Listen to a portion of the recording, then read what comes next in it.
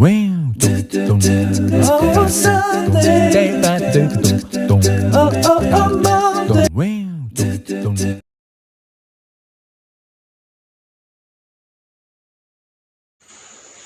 guys! Welcome back to my channel. It's me, Jenny. For today's video, gagawa tayo ng chicken hinalang. Ito yung mga sangkap ng ating chicken hinalang. Half kilo ng chicken, bell pepper, 2 piraso, garlic, onions, black pepper, sayote, spring onions, tomato, ginger, siling mahaba, at North chicken. Yan yung mga sangkap ng ating chicken hinalang. Simpleng-simpleng gawin. At kaunti lang yung mga sangkap na kakailanganin. Bago natin umpisahan ito guys, please subscribe to my channel para updated kayo parati sa mga bagong videos na gagawin ko. Okay, slice natin yung tomato, bell pepper, garlic and onions, ginger at spring onions. Yan.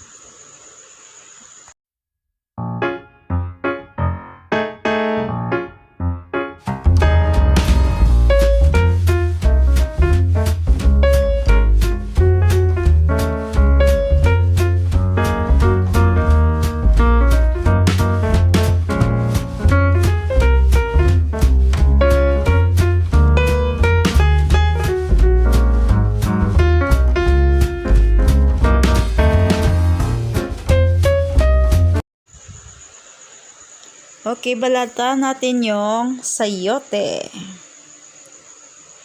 Yan. Yung masustansyang gulay. Kakain kayo nito guys. Maraming benefits yung sayote. Yan. At mura pa siya. Gulay is life talaga kami dito guys. Kaya sana ganun din kayo. Kakain kayo ng gulay. Sa panahon ngayon, kailangan marami tayong masustansya sa katawan. Gulay talaga guys. Gulay is life. I-slice muna natin ito ng katamtamang slice lang. Yan. Hindi masyadong manipis, hindi din masyadong malaki. Ganon.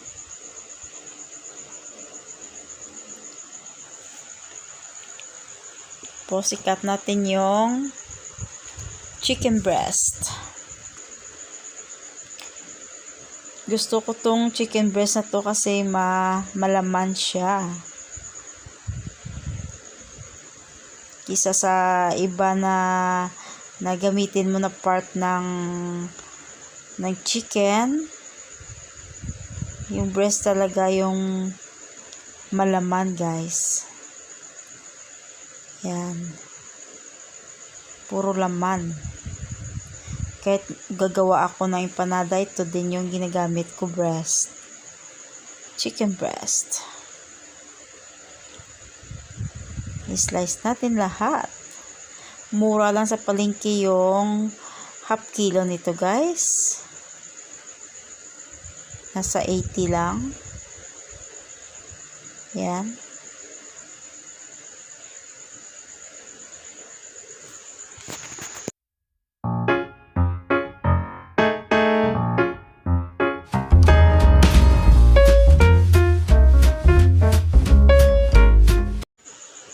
Yan, na-slice na lahat. Yung sayote, yung mga sangkap na pampalasa, at saka manok.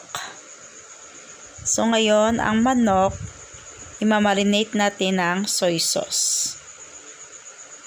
3 teaspoon ng soy sauce. Yan.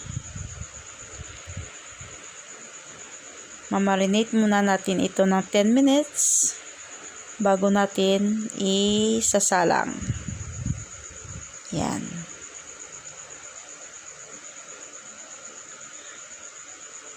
Tapos lagyan ng black pepper, ng konting asin. Yan. 1 teaspoon ng asin, rock salt. And mix and set aside. Yan. I-marinate mo na bago lutuin. Parang adobo din to guys.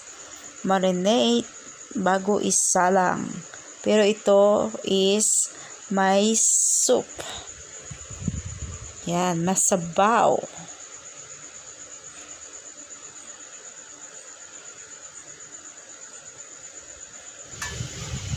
Yan, magpapainit tayo ng mantika.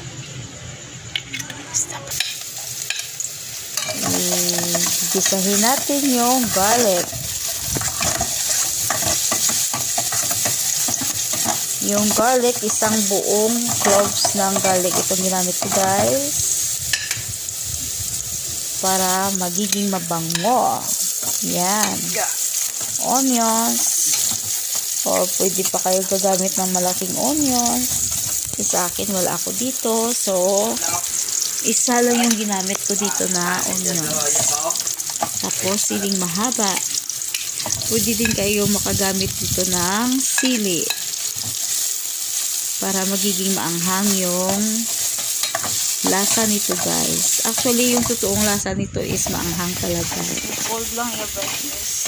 Kaso lang, iinom yung anak ko ng sabaw. Kung masyadong maanghang, hindi niya carry. Kaya adjust na lang. Yan, gigisahin natin yung chicken.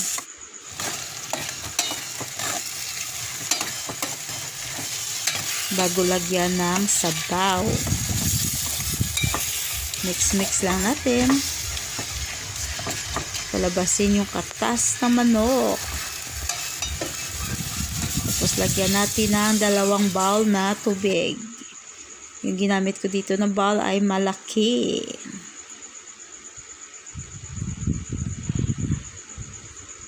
Yan, pakuluan natin muna. Yan, kumulo na. Tanggalin natin yung mga fats na yan.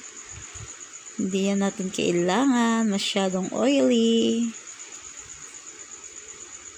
Ganyan talaga ang manok, guys. Kapag pinakuluan, ganyan, nag-yellow. Tanggalin yung mga fats na yan sa taas. Tapos ilagay natin yung sayote. Yung sayote madali lang lutuin guys. Huwag nyong i-overcook. Tapos lagyan ng Knorr chicken. Haluin. Lutuin muna natin ito ng 5 minutes guys. Yan.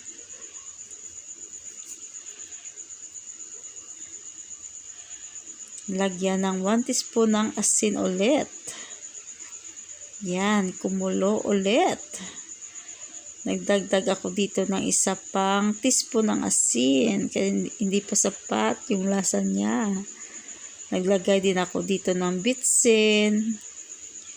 Ang bitsin optional lamang to guys. Kung gusto nyo ng malinamnam, lagyan nyo ng bitsin. Kung ayaw nyo, wag na kayo maglagay. Tapos lagyan natin ng spring onions.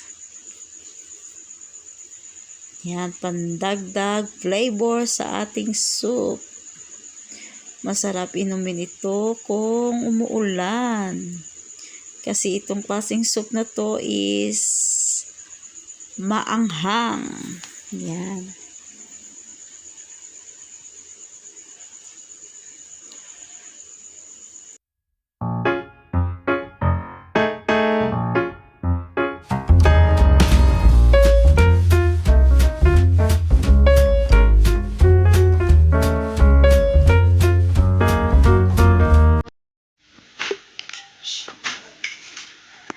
Hilig sila nito sa maanghang. Yan, luto na yung ating chicken hinalang. Yan na yung looks niya, mainit-init na sabaw. Ready na. Ready na yung pang lunch. Yan, inom kayo ng sabaw guys. Maganda sa katawan yung sabaw. Lalo na sinisipon kayo.